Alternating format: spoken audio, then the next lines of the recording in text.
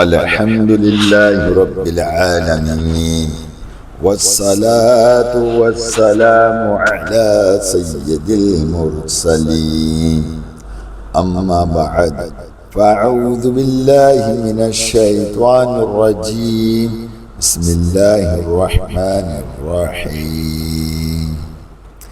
إن الله وملائكته يصلون على النبي يا أيها الذين آمنوا صلوا عليه وسلموا تسليما. اللهم صل وسلم وبارك على سيدنا محمد النبي الأمي الحبيب العالي القدر العظيم الجاه، وعلى آله وصحبه وسلم. اللهم اغفر لأمتي محمد صلى الله عليه وآله وسلم. اللهم أصلح لأمتي محمد صلى الله عليه وآله وسلم. اللهم تجاوز عن أمتي محمد صلى الله عليه وآله وسلم. اللهم اجعلنا من أمتي محمد صلى الله عليه وآله وسلم.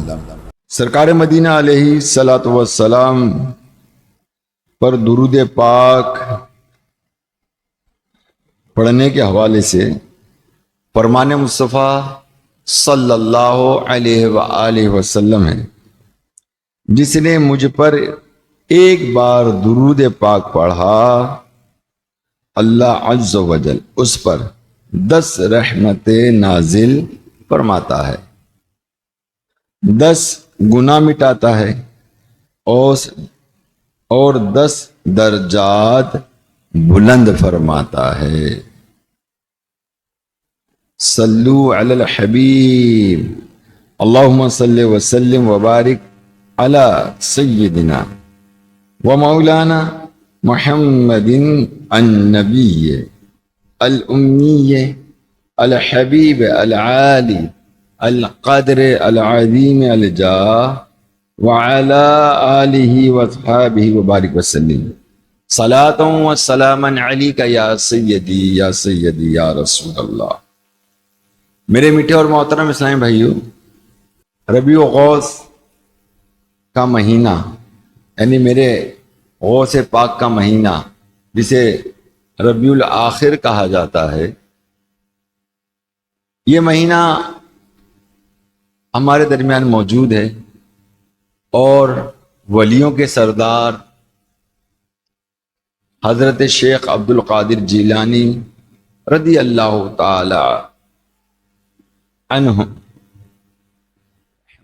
کہ جن سے باکثرت کرامتوں کا ظہور ہوا اور ان کے ذریعے امت کا بھلا ہوا اور قیامت تک ان کے ذریعے امت کا بھلا ہوتا رہے گا. آپ کے تو کرامتوں کے حوالے سے جو ہیں کتابیں بھری پڑی ہیں اور لوگ باقاعدہ چشمدید گواہ اور با حوالوں سے جو ہے وہ تحریر ہے. یہی وجہ ہے کہ آج غوث اعظم رضی اللہ تعالی عنہ کو سالہ سال ہو گئے اس دنیا سے رخصت ہوئے، مگر آج بھی ان کا فیضان، ان کی برکتیں اور ان کی تعلیمات، ان کا درس اور ان کی کرامتیں، وہ جب ہم سنتے ہیں تو وہ آج ہی جیسی لگتی ہیں. میرے میٹھے محترم اسلامی بھائیو، میرے سرکار غوث اعظم رضی اللہ تعالی عنہ وہ اللہ کے ولی ہیں کہ جن کی بارگاہ میں 12 مہینے تشریف لاتے تھے اور ان 12 مہینوں میں یا ان 12 مہینوں میں سے کسی ایک مہینے میں جو حالات ہونے والے ہوا کرتے تھے وہ ان سب کی خبر دیا کرتے تھے. اچھے ہیں تو اچھی خبر دیا کرتے تھے اور اگر برے ہیں تو بری خبر دیا کرتے تھے. میرے میٹھے محترم اسلامی بھائیوں، بعض مہینے حضور غوث اعظم رضی اللہ تعالیٰ عنہ کی بارگاہ میں اس وقت تشریف لائے جب مشائخ قادریہ اور شاذلیہ کے گرد آپ بیٹھ کر بیان فرما رہے تھے یا ان کے درمیان آپ جلوہ افروز تھے اور ان کی گفتگو بھی وہ باقاعدہ سنا کرتے تھے. اور مشہور و معروف مشائخ و عظام جن میں سے میں صرف چند کے نام لیتا ہوں، ایک پوری لسٹ مطلب اس کی تھی. ظاہر ہے جب آپ بیان فرماتے تو ہزاروں کی تعداد میں لوگ ہوا کرتے تھے، سینکڑوں کی تعداد میں ہوا کرتے تھے، مگر یہ وہ شیخ تھے، وہ مشائخ تھے کہ جو حضور غوث پاک رضی اللہ تعالیٰ عنہ کی صحبت میں رہ کر ولایت کے درجے کو پا چکے تھے، جس میں سے حضرت شیخ ابو العباس احمد اسکانی، حضرت شیخ سیف الرحمن عبد الرحمن، اسی طرح ابو محمد بن ابی القاسم احمد بن محمد، شیخ ابو الخیر بشر بن محفوظ اور کئی دیگر مشائخ قادریہ جو تھے وہ موجود تھے. آپ رحمت اللہ تعالی علیہ کے گرد جب یہ تمام مشائخ و عظام موجود تھے تو دوران بیان ایک خوبصورت نوجوان آتا ہے، وہ ایک طرف آ کر بیٹھ جاتا ہے اور پھر کہنے لگتا ہے اے ولی اللہ تم کو سلام ہو، میں ماہ رجب ہوں، آپ رحمت اللہ تعالی علیہ کے پاس اس لیے آیا ہوں کہ آپ رحمت اللہ تعالی علیہ کو خوشخبری دوں اور آپ کو خبر دوں کہ جو معمولات مجھ سے ہونے والے ہیں یہ مہینہ لوگوں پر بہتر ہے، بہتر مہینہ ہے، یعنی اس میں کچھ ہونا نہیں ہے. راوی کہتے ہیں کہ اس رجب کے مہینے میں نیکی کے سوا لوگوں نے اور کچھ برائی نہ دیکھی کہ لوگ نیکیاں کرتے تھے، بھلائی کے راستے پہ ہوا کرتے تھے. اور جب رجب کا مہینہ گزر گیا تو اتوار کا دن تھا، ایک بد شکل شخص آیا، اس وقت بھی مشائخ قادریہ آپ کے گرد بیٹھے ہوئے تھے. اس نے آ کر کہا کہ اے ولی اللہ تم کو سلام ہو، میں شعبان کا مہینہ ہوں، میں اس لیے آیا ہوں کہ آپ رحمت اللہ تعالی علیہ کو خوشخبری نہ سناؤں، آپ کو وہ امور بتلاؤں کہ جو مجھ میں ہونے والے ہیں. بغداد میں بہت لوگ مریں گے، حجاز میں گیرانی ہوگی یعنی لڑائی، حجاز مقدس عرب میں بھی کی طرف پھیل جائے گی، بڑھ جائے گی، ہر انسان میں تلوار چلے گی.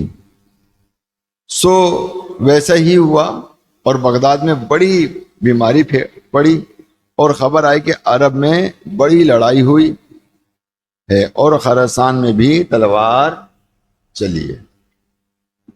حضور غوث پاک رحمت اللہ تعالی نے چند روز رمضان شریف میں بیمار رہے. جب پیر کا دن آیا اور وہ 29 رمضان شریف تھی تو اس وقت بھی مشائخ قادریہ آپ کی رحمت اللہ تعالی علیہ کے گرد موجود تھے. ایک شخص جو خوبصورت اور باوقار آیا اور کہنے لگا السلام علیکہ یا ولی اللہ، میں رمضان شریف کا مہینہ ہوں، آپ رحمت اللہ تعالی علیہ کی خدمت میں اس بات کا عذر کرتا ہوں کہ جو مجھ میں مقدر ہے، یعنی جو ہونے والا ہے، آزمائش آنے والی ہے، اور میں آپ رحمت اللہ تعالی علیہ کو رخصت کرتا ہوں. یہ میری آپ سے آخری ملاقات ہے. پھر وہ چلا گیا اور شیخ نے اگلے سال میں انتقال فرمایا اور اگلا رمضان شریف کو نہ پایا. راوی کہتے ہیں کہ مجھ کو ان کے صاحبزادے سیف الدین عبد الوہاب رحمت اللہ تعالی علیہ نے فرمایا کہ کوئی مہینہ ایسا نہیں تھا کہ وہ آنے سے پہلے سرکار غوث اعظم رحمت اللہ تعالی علیہ کے پاس آتا ہو اور پھر اگر خدا نے اس میں برائی اور یا سختی یا آزمائش رکھی ہے تو وہ بری شکل میں آتا، اور اگر اس میں نعمت اور خیر اور سلامت اور مقدر آزمائش رکھی ہوتی تو پھر وہ اچھی شکل میں آتا۔ راوی کہتے کہ مجھ کو ان دونوں صاحبزادوں میں یعنی حضرت شیخ عبد الوہاب اور شیخ عبد الرزاق رحمت اللہ تعالی علیہم نے کہا کہ غوث پاک رحمت اللہ تعالی علیہ کی خدمت میں جب کوئی شخص آتا اور آپ رحمت اللہ تعالی علیہ اس کو دور سے دیکھتے اور کہتے ہوئے سنائی نہ دیتا کہ اللہ کے دوست کو مرحبا ہو۔ غوث پاک تو سنتے مگر دیگر لوگ نہ سنتے، تب ہم اس شخص پر بہترین خدا کی طرف سے متوجہ ہونے کی علامت دیکھتے، جس سے آپ اللہ تعالی علیہ کے قول کی تصدیق بھی ہوتی۔ تو میرے میٹھے محترم سے دیکھا آپ نے کہ کس مہینے میں کیا ہونا ہے کیا نہیں ہونا، یہ میرے رب اللہ عز و جل کے فیصلے ہیں، اور اللہ تبارک و تعالیٰ اپنے نیک بندوں کو، اپنے ولیوں کو ان تمام خبروں سے آگاہ بھی فرماتا ہے اور نہیں بھی فرماتا، یہ اس کی مرضی ہے۔ جس کے جیسے درجات ہوتے ہیں ویسے ہی اللہ تبارک و تعالیٰ جو ہے ان کو اس تک خبر پہنچا دیتا ہے، اور وہی پھر سب کچھ ہوتا ہے جو ایک اللہ کے ولی کی زبان سے نکلتا ہے، اور اللہ کی ولی کی زبان سے تبھی نکلتا ہے جب میرا رب چاہتا ہے، ورنہ نہیں نکل سکتا، یہ بات یاد رکھیے گا۔ اب جیسا کہ اس وقت ہم جو صورتحال پوری دنیا کی اندر مسلمانوں کی بے چینی بے قراری والی حالت دیکھ رہے ہیں، اور اسی دوران ہم اپنے اپنے کنٹریوں کو دیکھ رہے ہیں کہ ہماری کنٹری، ہمارے وطن عزیز مسلمانوں کے، وہ کیا فیصلہ کرتے ہیں، کیا کرنے جا رہے ہیں، کیا ہونے جا رہا ہے۔ کبھی بھی ہم نے مطلب یہ کہ ہماری کنٹریاں اس پر کیا سوچ رہی ہیں، یہ ساری چیزیں جو ہیں آج مسلمان انتظار کر رہے ہیں، اور مسلمان بے چین ہیں، بے قرار ہیں، اپنے بیت المقدس کو بچانے کے لیے، اس کی بقا کے لیے، اس کو شہید ہونے کے لیے، کیونکہ بیت المقدس کافروں کے ہاتھ میں ہیں، یہودیوں کے ہاتھ میں ہیں، نصارہ کے ہاتھ میں ہیں، اور وہ سب کچھ وہ کرنا چاہتے ہیں کہ جو ہونا نہیں چاہیے، اور اس کا ہمارا ایمان سے تعلق ہے۔ ایک عرصہ دراز سے فلسطین کی سرزمین پر جنگ و جدال کا سلسلہ جاری و ساری ہے، کہیں زیادہ ہوتا ہے، کہیں کم ہوتا ہے، اور کہیں چھوٹا موٹا ہوتا رہتا ہے۔ چھوٹا موٹے کے اندر بھی جو ہے کافی لوگ دونوں طرف کے، ایک طرف تو واصل جہنم ہوتے ہیں اور ایک طرف جنت کے شہزادے بن کر جنت کی طرف جا رہے ہوتے ہیں شہادت کا جام پی کر۔ میرے پیارے محترم سے بھائیو، یہود و نصارہ جو ہیں وہ کبھی بھی ہمارے دوست نہیں ہو سکتے، یہ قرآن پاک ہمیں ارشاد فرماتا ہے اس حوالے سے، اور کبھی بھی یہ مسلمانوں کو نفع نہیں پہنچا سکتے، بلکہ مسلمانوں کے برخلاف ہی چلتے ہیں۔ اگر اقوام متحدہ بنتی ہے، اس طرح کی اور بھی مطلب یہ کہ کنٹریوں کے مل کر کوئی ایک تحریک بنتی ہے، یا یہ کہہ لیں کہ جو بھی کچھ بنتا ہے کہ ہم دنیا کے امن کی بات کریں گے، تو وہ دنیا میں جو امن کی بات کرتے ہیں وہ یہود و نصارہ کے امن کی بات کرتے ہیں، مسلمانوں کے امن کی بات نہیں کرتے، اس کو بھی ولڈرا کرتے ہیں، اور مطلب نہیں سنتے، نہیں سمجھتے، اور وہ کہیں سے بھی جو ہے مسلمانوں کی کوئی ہمدردی نظر نہیں آتی۔ جبکہ مسلمان جو ہے وہ انسانیت کے ناطے، انسانیت کا درس کس نے دیا؟ ہمارے دین اسلام نے دیا۔ کس نے دیا؟ اور اس چیز کو نوٹ کس نے کیا؟ کافروں نے۔ انسانیت کو وہ بڑا درجہ دینے لگ گئے، تو وہ انسانیت کو اس لیے درجہ دینے لگ گئے تاکہ مسلمانوں کے ذریعے ان کافروں کو انسانیت کے حوالے سے دیکھا جائے، نہ کہ مذہب کے حوالے سے انہیں دیکھا جائے۔ تاریخ گواہ ہے اور جانتی ہے کہ آدھی دنیا سے زیادہ مسلمانوں کی حکومت تھی۔ جب مسلمان میرے آقا تاجدار مدینہ علیہ الصلوۃ والسلام دنیا میں تشریف لائے اور آپ کے صحابہ کرام کے ذریعے جو ہے وہ آدھی دنیا پر حکومت کی جاتی تھی مسلمانوں، اور یہ کس طرح سے یہ حکومت کیا کرتے تھے، کس طرح سے یہ کام کیا کرتے تھے۔ بڑی حیرت کی بات ہے پیارے میٹھے محترم اسلام بھائیوں، کہ ان تمام چیزوں کو ان کفار نے جو ہے وہ باقاعدہ نوٹ کیا، اور نوٹ کرنے کے بعد انہوں نے سرکار مدینہ علیہ الصلوۃ والسلام کی سیرت کو دیکھا کہ ان کی کامیابی کا راز کیا ہے۔ اور ہم تو صرف حضور کی سیرت کے واقعات سنتے ہیں، سمجھتے ہیں، اور سمجھنے کے بعد جو ہے مطلب کیا کہنا چاہیے کہ خوش ہوتے ہیں، مگر وہ اس سے کوئی نہ کوئی مطلب اخذ کرتے ہیں، اور جو ان کے دماغوں میں نقش کر جاتا ہے اور وہ اس پر عمل کر کے کامیابی کے جھنڈے گاڑتے ہیں۔ اور یہی ایک وجہ ہے کہ آج دنیا بھر میں اسرائیل بہت زیادہ مضبوط ہر لحاظ سے، اسلحے کے لحاظ سے اور پیسے کے حوالے سے، معیشت کے حوالے سے، پوری دنیا کو IMF کے ذریعے یہ قرضہ دیتا ہے۔ آج پاکستان بھی قرضے کے بوجھ دبا بیٹھا ہوا ہے۔ یہ کس طرح ان کے خلاف کھڑا ہو، بات آپ سمجھ جائیں۔ تو بہرحال پیارے اسلام بھائیوں، میں آپ کو جو بات بتانا چاہتا ہوں کہ اسرائیل کی جو کامیابی کا ایک راز میں آپ کو بتانا چاہتا ہوں، جس طرح یہ مستحکم ہوا، جس طرح یہ مضبوط ہوا۔ اسرائیل کی حالت تو یہ تھی کہ اس کے پاس ایک وقت کا کھانا تھا، دوسرے وقت کا کھانا نہیں تھا۔ ایک خاتون تھی گولڈا مائر، اسرائیلی، اور اس نے جو ہے باقاعدہ امریکہ سے ایک بھاری مطلب یہ ہے کہ اسلحے کی ڈیل کی، پیسہ نہیں تھا ان کے پاس، ڈیل کی، اور ان کے ساتھ جتنے لوگ تھے اس پر انہوں نے اعتراض کیا، مگر اس نے ان کو سمجھایا کہ دیکھیں اگر یہ ہمارے پاس ہوگا، یہ اسلحہ ہوگا تو ہم دنیا میں کچھ کر سکیں گے، ہم ایک ٹائم بھوکا رہ لیں گے، ایک ٹائم کھا لیں گے۔ بہرحال اس کے مشورے پر جب عمل ہوا تو وہ باقاعدہ آج اس کا وہ مشورہ، اور آج اسرائیل کی بنیادوں کی طاقت کا سلسلہ جو یہ گولڈا مائر بنی، تو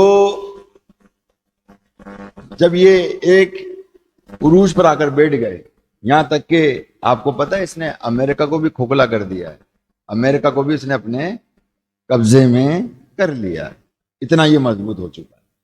جب واشنگٹن میں گولڈا مائر کا انٹرویو ہوا تو اس سے سوال ہوا کہ یہ سب چیزیں تمہارے ذہن میں کیسے آئی تھی، یا پہلے کوئی پلاننگ تھی تمہارے اندر، یا کوئی پلاننگ کی تھی، یا یہ کس طرح تھے کہ تمہارے آج اس مشورے پر چل کر جو ہے آج جو ہے اتنے مضبوط ہو گئے۔ تو اس نے کہا کہ ہمارے دشمن مسلمان اور ان کے نبی علیہ الصلوۃ والسلام کی سیرت سے میں نے لیا، میں نے ان کی کتابوں میں پڑھا،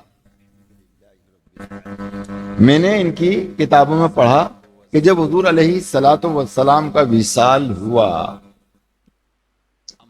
تو حضرت عائشہ صدیقہ رضی اللہ تعالی عنہا کے پاس چراغ جلانے کے لیے تیل بھی نہیں موجود، تیل بھی موجود نہ تھا، اور انہوں نے آپ کا لباس جبہ مبارک کو جو ہے گروی رکھ کر تیل حاصل کیا اور چراغ جلایا، مگر گھر کے اندر 9 تلواریں جو تھیں وہ حضور علیہ السلام کے گھر میں لٹکی ہوئی، اور وہ بیان کرتے ہیں، مطلب ہم لوگ تو یہ واقعات پڑھتے ہیں نکل جاتے ہیں نا، اب یہ ان کی گہرائی میں چلی گئی۔ یہ کھانے کو کچھ نہیں تھا، مگر یہ ہے کہ 9 تلواریں جو تھیں وہ موجود تھیں، چراغ جلانے کے لیے تیل ہی نہیں تھا مگر 9 تلواریں موجود تھیں۔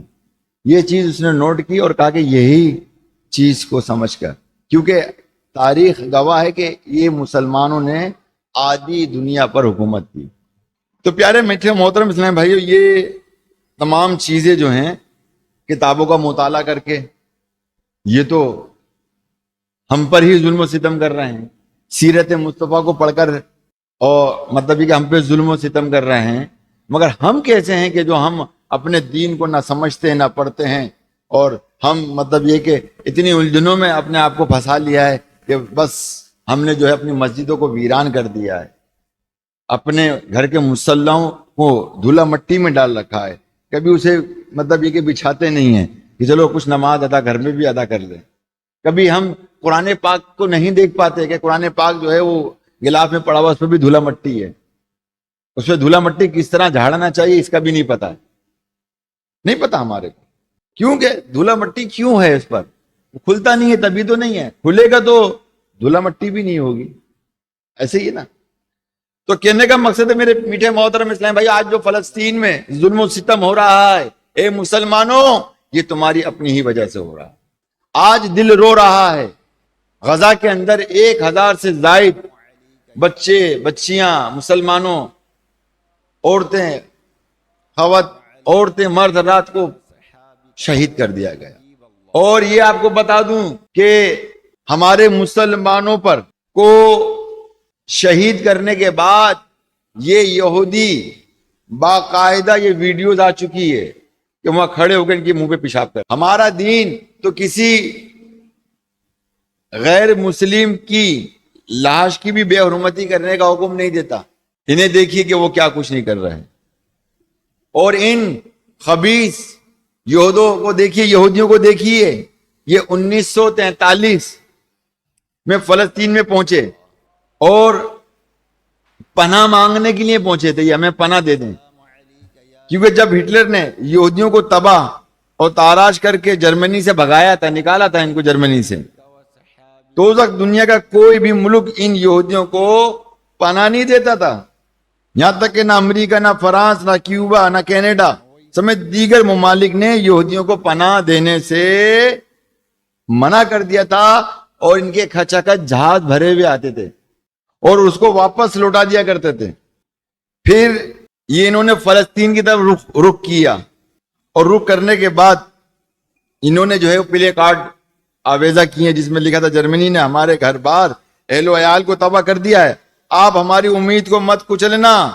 یہ اشتہار لگائے، پناہ گزین بن کر فلسطین سے یہ مدد طلب کرنے لگے، جسے انسانی بنیاد پر فلسطین نے انہیں یعنی ان یہودیوں کو پناہ دے کر نئی زندگی بخشی، اور انہیں اپنی زمین گھر بار دیے، اور یہ پھر یہیں پر ہی قیام کیا انہوں نے۔ اور پھر آہستہ آہستہ ان یہودیوں نے فلسطین پہ قبضہ کر کے ناجائز اسرائیل کا قائم کیا۔ میرے میٹھے محترم اسلامی بھائیوں، آج تک ہم نے فلسطین کو سمجھا نہیں کہ فلسطین کیا ہے۔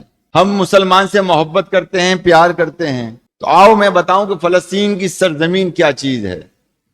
یہ فلسطین انبیاء علیہ السلام کا مسکن والی سرزمین ہے۔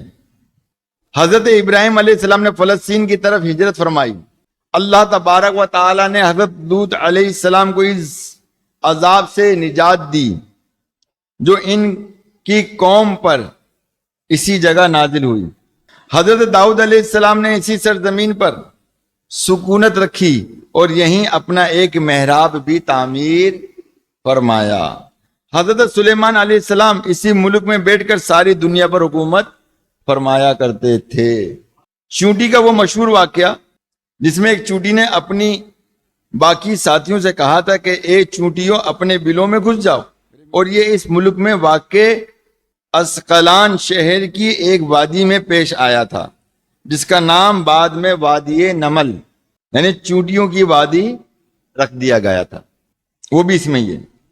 حضرت زکریا علیہ السلام کا محراب بھی اس شہر میں موجود ہے۔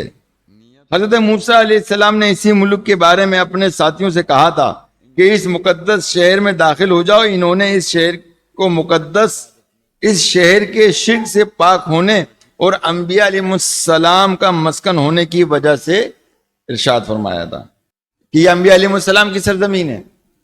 اس شہر میں کئی معجزات وقوع پذیر ہوئے، جن میں ایک کنواری بی بی حضرت مریم کے بطن سے حضرت عیسیٰ علیہ السلام کی ولادت مبارکہ ہوئی۔ حضرت عیسیٰ علیہ السلام جب ان کی قوم سے نے قتل کرنا چاہا تو اللہ تبارک و تعالیٰ نے انہیں اسی شہر سے آسمان کی طرف اٹھا لیا۔ ولادت کے بعد جب عورت اپنی جسمانی کمزوری کی انتہا پر ہوتی ہے تو ایسی حالت میں بی بی مریم رضی اللہ تعالی عنہ کا کھجور کے تنے کو ہلا دینا بھی ایک کرشمہ الہی ہے، اور یہ بھی واقعہ وہیں ہوا ہے کہ کھجور کا درخت ہلایا تو کھجوریں نیچے آ پڑی تھی اور وہ پھر آپ نے کھجوریں کھائی تھی۔ قیامت کی علامت میں سے ایک حضرت عیسیٰ علیہ السلام کا زمین پر واپس تشریف لانا اسی شہر کے مقام سفید مینار کے پاس ہوگا۔ عیسیٰ علیہ السلام اسی شہر میں تشریف لائیں گے، اسی شہر ہی کے مقام باب لد پر حضرت عیسیٰ علیہ السلام مسیح دجال کو قتل کریں گے۔ فلسطین ہی ارض محشر ہے، یعنی فلسطین کی سرزمین ہی میدان محشر کی زمین ہے۔ عام طور پر لوگ کہتے ہیں کہ وہ میدان محشر عرفات کی زمین ہے، عرفات کی زمین نہیں ہے، عرفات میں تو حج ہوتا ہے، مگر زمین جو ہے وہ فلسطین کی زمین ہوگی کہ جہاں پر میدان محشر سجایا جائے گا، اور میرے آقا تاجدار مدینہ علیہ الصلوۃ والسلام کی شان بیان کی جائے گی، ان کی نعت مصطفیٰ سب پڑھتے ہوئے ہوں گے، اور کفار جو ہیں وہ روتے ہوں گے کہ ہم نے ایمان قبول کیوں نہیں کیا۔ اسی شہر ہی سے یاجوج ماجوج کا زمین میں قتال اور فساد کا کام شروع ہوگا۔ اسی شہر میں یاجوج ماجوج آئیں گے اور قتل و غارت گیری کریں گے۔ اسی شہر میں وقوع پذیر ہونے والے قصوں میں سے ایک قصہ طالوت اور جالوت کا بھی ہے۔ فلسطین کو نماز کی فرضیت کے بعد مسلمانوں کا قبلہ اول ہونے کا اعزاز بھی حاصل ہے، کہ قبلہ اول یہی تھا۔ ہجرت کے بعد حضرت جبرائیل علیہ السلام دوران نماز ہی حکم ربی سے آقائے دو جہان صلی اللہ تعالی علیہ وسلم کو مسجد اقصی یعنی فلسطین سے بیت اللہ کعبہ مشرفہ مکہ مکرمہ کی طرف رخ کرا گئے۔ جس مسجد میں یہ واقعہ پیش آیا وہ مسجد آج بھی قائم ہے، اور کس نام سے؟ قبلتین کے نام سے۔ حضور اکرم صلی اللہ تعالی علیہ وسلم معراج کی رات آسمان پر لے جانے سے پہلے مکہ مکرمہ سے یہاں بیت المقدس یعنی فلسطین لائے گئے تھے۔ سرکار دو جہان صلی اللہ علیہ وسلم کی ابتدا میں انبیاء علیہ السلام نے یہاں نماز ادا فرمائی۔ اس طرح فلسطین ایک بار پھر سارے انبیاء علیہ السلام کا مسکن بن گیا۔ سبحان اللہ تو کہہ دیجیے۔ آپ کو وہ اتنی حیرت انگیز والی باتیں بتا رہا ہوں کہ جو کتابوں میں چھپی ہوئی ہیں اور لوگوں کے علم میں نہیں ہے۔ میں آپ کو فلسطین کی اہمیت بتا رہا ہوں۔ سیدنا ابو ذر رضی اللہ تعالیٰ عنہ کہتے ہیں کہ میں نے رسول اللہ صلی اللہ تعالی علیہ وسلم سے عرض کیا کہ زمین پر سب سے پہلی مسجد کون سی بنائی گئی؟ زمین پر سب سے پہلے مسجد کون سی بنائی گئی؟ تو آپ صلی اللہ تعالی علیہ وسلم نے فرمایا مسجد الحرام یعنی خانہ کعبہ۔ جیسا کہ دوران کئی دفعہ جمعۃ المبارک میں بھی میں نے آپ کو بتایا ہے کہ آدم علیہ السلام سے پہلے ہی اللہ تبارک و تعالی نے مسجد الحرام کا قیام فرمایا تھا، اور یہ سرزمین جو سب پانی سے بھری ہوئی تھی، اور یہ خانہ کعبہ ہی کی بدولت جو پوری دنیا میں زمین کو بچھا دیا گیا تھا۔ میں نے عرض کیا کہ پھر کون سی مسجد بنائی گئی؟ تو آپ صلی اللہ علیہ وآلہ وسلم نے فرمایا کہ مسجد الاقصی یعنی بیت المقدس۔ میں نے پھر عرض کیا کہ ان دونوں کے درمیان کتنا فاصلہ تھا، مطلب کتنا وقت تھا؟ تو آپ صلی اللہ علیہ وسلم نے فرمایا کہ 40 برس کا، یعنی اس کے 40 برس کے بعد جو ہے بیت المقدس بنا۔ سرکار مدینہ علیہ الصلوۃ والسلام کے وصال کے بعد حضرت ابوبکر صدیق رضی اللہ تعالی عنہ کو ارتداد کے فتنہ اور دیگر کئی مشکلات سے نمٹنے کے لیے عسکری اور افرادی قوت کی اشد ضرورت کے باوجود بھی ارض شام یعنی فلسطین کی طرف آپ صلی اللہ علیہ وسلم کا تیار کردہ لشکر بھیجنا بھی ایک ناقابل فراموش حقیقت ہے کہ وہاں پر جو ہے قافلہ بھی روانہ کیا گیا تھا ان کے ظلم و ستم کے سبب. تو پتہ یہ لگا کہ جہاں پہ ظلم و ستم ہوتا ہے مسلمانوں پر تو وہاں پر مجاہدین کا جو ہے وہ قافلہ روانہ کیا جاتا ہے جو وہاں جا کر جہاد کرتے ہیں. اور جو صورتحال بن رہی ہے نا حقیقت ہم پہ جہاد فرض ہوتا جا رہا ہے, یہ بھی میں آپ کو بتا دوں. ہاں یہ مت سمجھے کہ جہاد ہم پہ فرض نہیں ہو, جہاد فرض ہونے پہ جا رہا ہے ہم پر.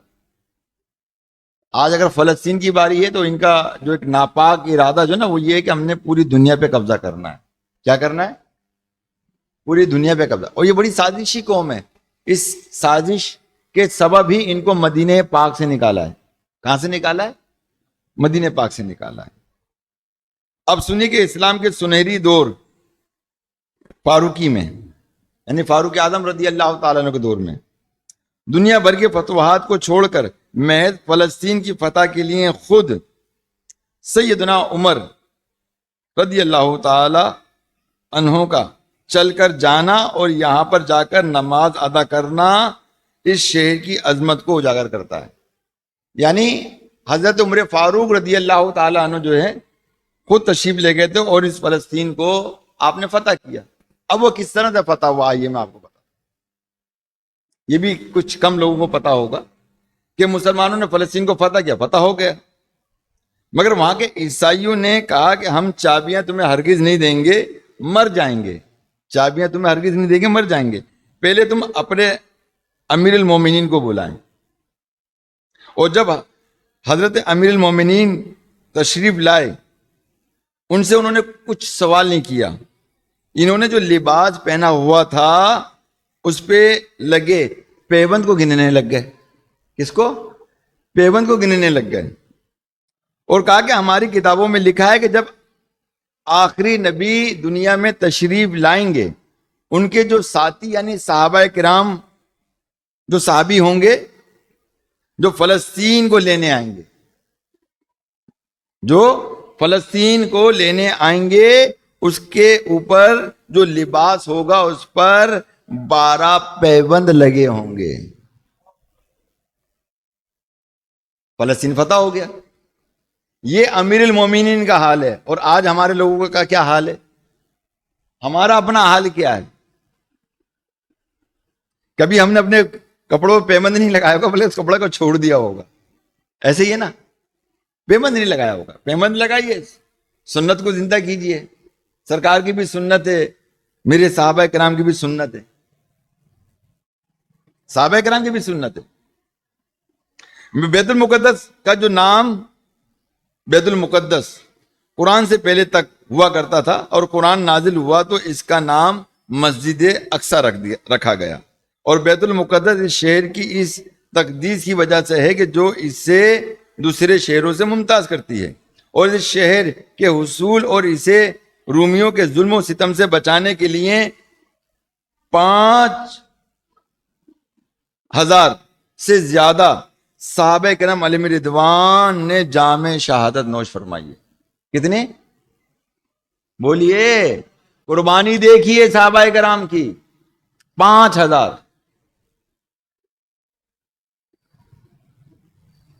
اور ابھی تک شہادت کا باب بند نہیں ہوا ہے. یہ سلسلہ ابھی تک جاری و ساری ہے. در حقیقت میں یہ شہر تو شہیدوں کا شہر بن کے رہ گیا. یہ شہر شہیدوں کا شہر بن کے رہ گیا ہے. مسجد اقصی اور بلاد شام کی اہمیت بالکل حرمین شریفین جیسی ہے. جب قرآن پاک کی یہ آیت والتین والزیتون وطور سینین وہذا البلد الامین نازل ہوئی تو ابن عباس کہتے ہیں رضی اللہ تعالیٰ عنہ کہ ہم نے بلاد شام کو والتین و انجیل سے اور بلاد فلسطین کو زیتون سے اور طور سینا کو مصر کی پہاڑ کوہ طور جس پر جا کر حضرت موسیٰ علیہ السلام نے اللہ پاک سے کلام کیا کرتے تھے جانا۔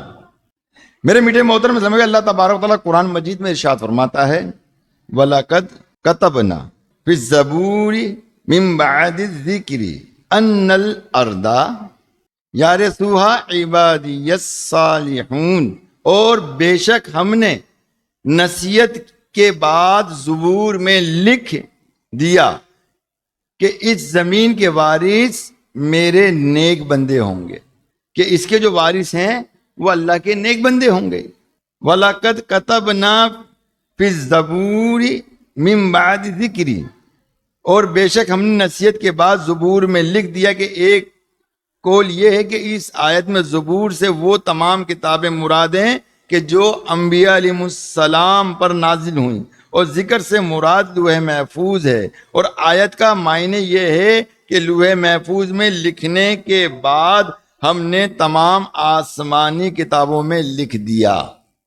کہ دوسرا قول یہ ہے کہ زبور سے وہ آسمانی کتاب مراد ہے کہ جو حضرت داؤد علیہ السلام پر نازل ہوئی، اور ذکر سے مراد تورات ہے، اور آیت کا معنی یہ ہے کہ تورات میں لکھنے کے بعد زبور میں لکھ دیا ان الارض یارثها عبادی الصالحون، کہ اس زمین کے وارث میرے نیک بندے ہوں گے۔ اس زمین سے مراد جنت کی زمین ہے کہ جس کے وارث اللہ تعالیٰ کے نیک بندے ہوں گے۔ حضرت عبداللہ بن عباس رضی اللہ تعالیٰ عنہما فرماتے ہیں کہ اس سے کفار کی زمینیں مراد ہیں کہ جنہیں مسلمان فتح کریں گے، اور ایک قول یہ ہے کہ اس سے شام کی زمین مراد ہے کہ جس کے وارث اللہ تعالیٰ کے وہ نیک بندے ہوں گے کہ جو اس وقت شام میں رہنے والوں کے بعد آئیں گے۔ سے یہ دلیل ثابت کرتا ہے، قرآن پاک کی آیت کی دلیل ثابت کرتا ہے کہ امت محمد صلی اللہ تعالی علیہ وسلم حقیقت میں اس مقدس سرزمین کے وارث ہیں۔ فلسطین کے وارث یہ مسلمان لوگ ہیں۔ فلسطین کی عظمت کا اندازہ اس بات سے بھی لگایا جا سکتا ہے کہ یہاں پر پڑھی جانے والی نماز کا ثواب 500 گنا بڑھا دیا جاتا ہے۔ میرے میٹھے محترم اسلامی بھائیوں، آج اتنے دل خراش واقعات فلسطین میں جو ہے وہ ہو رہے ہیں۔ ایک ویڈیو میرے پاس آتی ہے، میں اس کو جب دیکھتا ہوں اور اس حوالے سے میں آپ کو بتاتا ہوں کہ اس ویڈیو میں اس نے عربی میں کیا کہا، اس کا ترجمہ کیا تھا۔ وہ یہ کہتا ہے، اور یہ کہنے سے پہلے جو اس نے یہ ریکارڈ کیا ہے، موبائل پہ ریکارڈ کیا اس نے، اور ریکارڈ کرتے کرتے ہی ایک دھماکہ ہوا اور وہ شہید ہو۔ اس کی بات مکمل بھی نہیں ہوئی، مگر ایک بات اس نے مکمل کر دی کہ اپنی شہادت سے قبل ایک فلسطینی مسلمان نے امت مسلمہ کو آخری پیغام دیا کہ ہماری وجہ سے مدد مت کرو، ہماری وجہ سے مدد مت کرو، مگر مسجد اقصیٰ کے لیے تو آؤ۔ تم مسجد اقصیٰ کے لیے کیوں نہیں آتے، کیوں نہیں نکلتے؟ آج دنیا بھر کے اندر سب اپنی اپنی جگہ پر بیٹھے ہوئے ہیں نا، بیٹھے میں صرف بیان بازیاں کرتے ہیں، کوئی عملی جامہ نہیں پہناتے، کوئی عملی جامہ نہیں پہناتے۔ ہم کہتے ہیں کہ غیبی مدد آئے گی، کیا کہیں گے، کیا بولتے ہیں ہم؟ غیبی مدد آئے گی۔ اب بتائیے غیبی مدد اس طرح سے آئے گی کہ بابری مسجد شہید کر دی گئی، غیبی مدد آ گئی؟ فلسطین پہ بیت المقدس پہ قبضہ ہو گیا، غیبی مدد آ گئی؟ بتائیے غیبی مدد۔ اسی طرح مطلب یہ کہ کشمیر کے اندر مسلمانوں پہ ظلم کیا گیا، غیبی مدد آ گئی؟ اسی طرح لبنان کے اندر بھی ظلم و ستم کیا گیا، شام کے اندر بھی کیا گیا، فلسطین میں بھی ہو رہا کہ غیبی مدد آ گئی؟ جواب دیجئے۔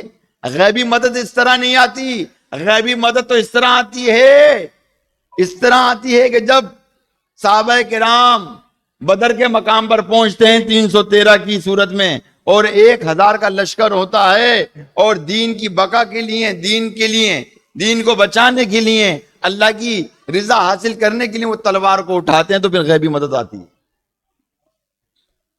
پھر آتی ہے۔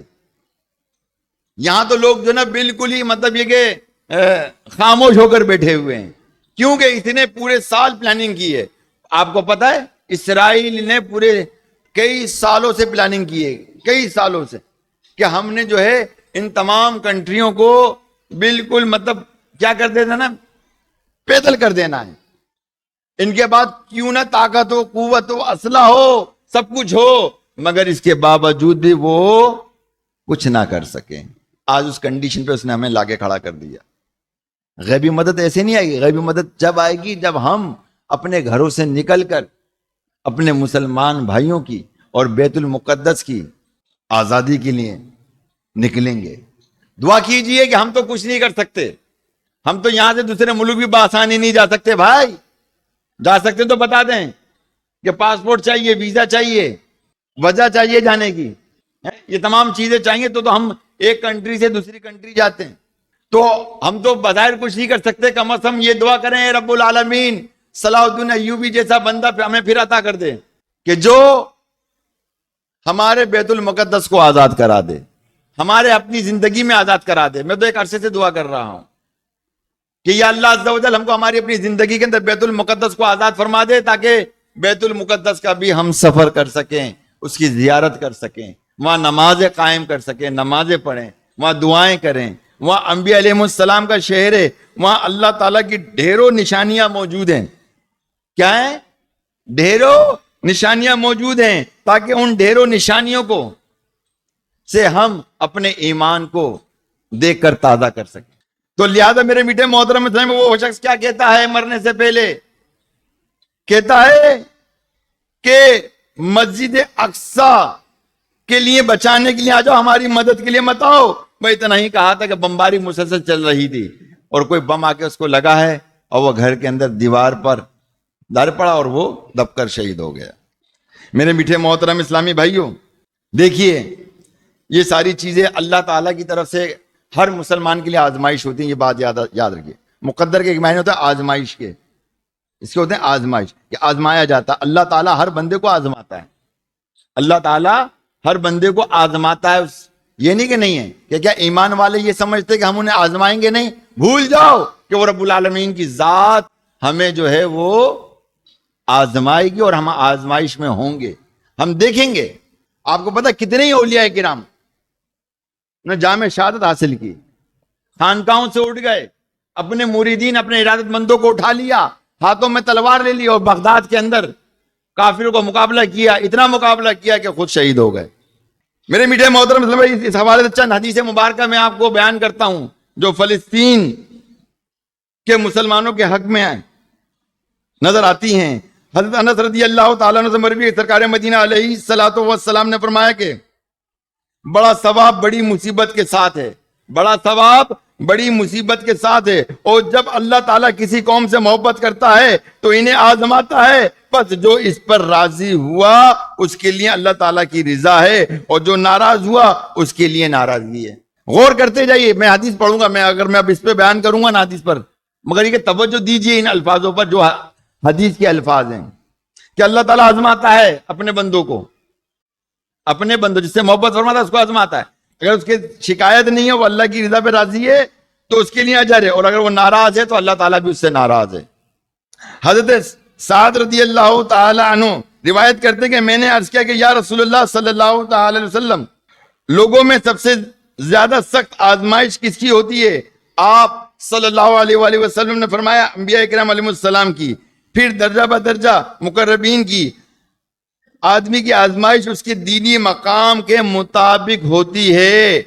اگر دین میں مضبوط ہو تو سخت آزمائش ہوتی ہے، اگر دین میں کمزور ہو تو حسب دین آزمائش کی جاتی ہے. بندے کے ساتھ یہ آزمائشیں ہمیشہ رہتی ہیں، حتیٰ کہ مصائب پر صبر کی وجہ سے وہ زمین پر اس طرح چلتا ہے کہ اس پر کوئی گناہ نہیں ہوتا. دیکھا پیار سے کہ ہر بندہ جو ہے اس کے دین کے حساب سے اس پر آزمائش ہوتی ہیں. جو جتنا دین کو سمجھتا ہوگا، دین پر عمل کرتا ہوگا، اس پر اتنی سخت آزمائش ہوتی ہیں، اور جس پہ جتنا کام ہوگا اس حساب. گویا کہ ہم اپنی زندگی جو ہے وہ آزمائشوں میں گزارتے ہیں، ہم سارے کے سارے، اور ابھی بھی ہم آزمائش میں ہیں. ہم دیکھ رہے ہیں کچھ کر نہیں پا رہے.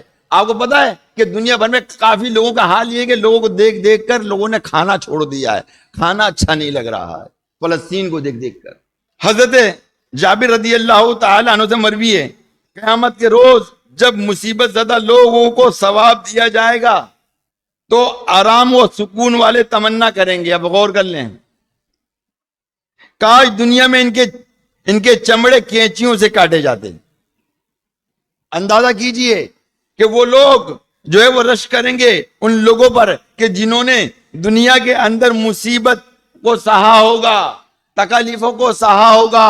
اے فلسطین کے شہیدوں، تم کو سلام، جو تم بیت المقدس کے لیے مسلسل جنگ و جدال میں عرصہ دراز سے لگے ہوئے ہو، اور دنیا بھر میں 57 کنٹریاں سکون سے بیٹھی ہوئی ہیں. 57 کنٹریاں مسلمانوں کی سکون سے بیٹھی ہوئی ہیں. میرے میٹھے محترم اسلامی بھائیو، قیامت کے روز جب سکون اور اطمینان سے زندگی گزارنے والے ان کو دیکھیں گے تو وہ کہہ اٹھیں گے کہ کاش ہمارے مطلب اس مصیبت کے دور میں ہماری چمڑوں کو کینچیوں سے کاٹا جاتا، ہمیں خوب تکالیفیں دی جاتی تو ہمیں بھی یہ اجر ملتا. رسول اللہ صلی اللہ تعالی علیہ وسلم نے ارشاد فرمایا، میری امت کی ایک جماعت دمشق کے دروازوں اور اس کے ارد گرد بیت المقدس اس کے اعتراف میں ہمیشہ دشمنوں سے جنگ کرتی رہے گی. حدیث گواہ ہے اور یہ آج تک ہو رہا ہے. اللہ کے نبی الحمدللہ حق اور سچ ہے، اور یہ یہود و نصارہ بھی جانتے ہیں. جو آپ نے فرمایا وہ حق ہے، وہ ہو کے ہی رہے گا، وہ حق ہے کہ ہو کے ہی رہے گا. کہ اللہ کے نبی نے ارشاد فرمایا کہ ایک جماعت دمشق کے دروازوں اور اس کے ارد گرد بیت المقدس اس کے اعتراف میں ہمیشہ دشمنوں سے جنگ کرتی رہے گی. لوگوں کا انہیں بے یارو مددگار چھوڑ دینا انہیں نقصان نہیں پہنچائے گا. کیا فرمایا اللہ کے نبی نے؟ آج ان کو بے یارو مددگار چھوڑ رکھا ہے مگر ان کو نقصان نہیں پہنچائے گا. وہ حق پر قائم رہیں گے یہاں تک کہ قیامت آ جائے. حسبی اللہ و نعم الوکیل. لاشیں اٹھا رہے ہیں، حسبی اللہ و نعم الوکیل. لاشیں اٹھا رہے ہیں، حسبنا اللہ و نعم الوکیل. اے میرے پیارے محترم اسلامی بھائیوں، خدا را مسجدوں کو آباد کر کے قرآن پاک پڑھ کر، ہو سکے تو سورہ یاسین پڑھ کر، کیونکہ قرآن پاک پڑھ کر جب دعا مانگی جاتی ہے تو قبول ہوتی ہے. روایتوں میں موجود ہے. تو قرآن پاک پڑھ کر ان فلسطینوں کے حق میں دعائیں تو کرنے شروع کر دو. خالی بیٹھ کے بے نمازی ہو کر دعائیں قبول نہیں ہوتی. 5 وقت نماز پڑھو، اپنے مصلی کو آباد کرو، جہاں جس مقام پر ہو 5 وقت کی نماز پڑھ کر قرآن کی چھوٹی سورت کی تلاوت کر کے اللہ کی بارگاہ میں دعا کرو کہ یا اللہ ان فلسطینوں کی مدد فرما. ایسا نہیں کہ ہمارے پاکستان میں کوئی لوگ مطلب جہاد کے لیے تیار نہیں ہے. کثیر تعداد جہاد کے لیے کنٹریوں میں موجود ہے، مگر ان کنٹریوں کے جو سربراہ ہیں وہ نہیں چاہتے کہ ایسا ہو. نہیں چاہتے، بالکل نہیں چاہتے. کیوں؟ کیونکہ اسرائیل نے اپنی مطلب طاقت سے، معاشی طاقت سے، اپنے ہر طاقتوں سے جو نا سب کو مفلوج کر دیا. یہاں تک کہ پتہ ہے جو دنیا کا سپر ملک کہلاتا امریکہ، اس کو بھی مفلوج کر دیا ہے. آج امریکہ بھی بیچ میں جنگ میں کودنے کے تیار ہے. آج اسرائیل تباہ ہو جائے، اس رب کعبہ کی قسم امریکہ خود بخود تباہ ہو جائے گا، خود تباہ ہو جائے گا. یہ 2 ملک ہیں جو پوری دنیا کے اندر جو ہے انہوں نے تباہیاں مچائی ہیں. یہ 2 ملک ہیں، اور ان کے نزدیک، ان کے مذہب کے نزدیک یہ ہے کہ جب تک بڑی بڑی جنگیں نہیں آئے گی کہاں دجال نہیں آئے گا. یہ ان کے اپنے مذہب کے اندر موجود ہے. یہی وجہ ہے کہ یہ سکون سے نہیں بیٹھتے بلکہ دنیا میں یہ سازشیں کرتے رہتے ہیں. اور یہ تمام سازشیں کس کے لیے ہو رہی ہے پتہ ہے آپ کو معلوم ہے؟ یہ تمام سازشیں یہ صرف اونلی مسلمانوں کے لیے ہو رہی ہے اور کسی کے لیے نہیں ہو رہی. ہندوؤں کو تو کہتے ہیں تم ہمارے بھائی، ہمارے قبیلے سے نکلے ہوئے ہو. یہودی یہ کہتے ہیں ہندوؤں کو، ارے تم ہمارے قبیلے سے ہو، ہندو ہو تو ہمارے قبیلے، تم ہمارے بھائی ہو. تو یہ تمام مذہب کو اپنے ساتھ لے لیں گے مگر مسلمانوں کو نہیں چھوڑیں گے. مسلمانوں کے خلاف یہ جنگ و جدال رکھیں گے. پیارے محترم اسلام بھائیو، ہم اسی وقت مضبوط ہو سکتے ہیں کہ جب ہم شریعت کے پابند ہو جائیں، دین کے پابند ہو جائیں، اور اپنے دین اسلام پہ چلنے والے ہو جائیں، مسجدوں کو آباد کرنے والے ہو جائیں، تبھی ہم مضبوط ہو سکتے ہیں. کیونکہ یہ یہود و نصارہ کسی عیاش حکمران سے نہیں ڈرتے اور عیاشیاں کرنے کا موقع دیتے ہیں. ڈرتے ہیں تو کسی ایماندار سے ڈرتے ہیں, تقوی پرہیزگاری اختیار کرنے والے سے ڈرتے ہیں. ان کو معلوم ہے کہ جو تقوی پرہیزگاری اختیار کرتا ہے میرے رب عز و جل کی طرف سے اس کے لیے مدد اترتی ہے. اللہ تبارک و تعالیٰ آپ کو مجھ کو سب کو سمجھنے کی توفیق رفیق عطا فرمائے اور ان کے لیے خوب دعائیں کرنے کی توفیق عطا فرمائے, اور وقت آئے تو جہاد کرنے کی توفیق عطا فرمائے. آمین بجاہ النبی الامین صلی اللہ علیہ وآلہ وسلم.